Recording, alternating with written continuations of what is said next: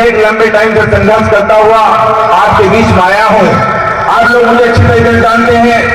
जब हमारे इस कोसी नदी में बाढ़ आती थी तो आप लोग जानते हैं पिलानपुर का पुल हो या लालपुर का पुल हो, उस क्षेत्र से जब गुजर जाते थे तो उसी क्षेत्र से मेरा पंचायत का मेंबर हूँ जो मेरे गांव से 35 किलोमीटर दूर है और वहां की जनता ने मुझे आजाद उम्मीदवार के रूप में जिताया, क्योंकि मैं आप लोगों की खिदमत करता हूँ और मैं किसी पार्टी में नहीं रहा।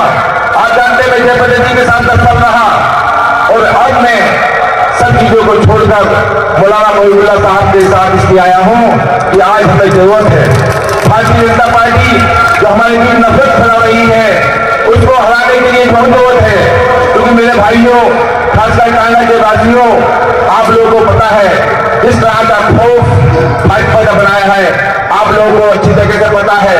1 साल पहले मुझ पर मुकदमे लगाए गए क्योंकि मैं आप लोगों के हवाले करता था, आपके लिए संघर्ष करता था। तो भाजपा से जुड़े हमारे ही लोगों ने मुझे मुकदमे लगाकर जेल भेजने की कोशिश की, लेकिन मैं डरा नहीं। आज आपके बीच में आया हूं और यही कहने के लिए आया हूं कि टांडा के भाइयों, मौलाना साहब ने टांडा के इंस्पेक्टर साहब को हटवा दिया, चौकी दरिया के इंस्पेक्टर दौड़ को हटवा दिया, इसलिए कि वो हम लोगों पर जासूसी करता था। इसलिए आप लोगों को 19 अप्रैल को जुम्मे के दिन वोट देना है और मौलाना साहब को जिताना है।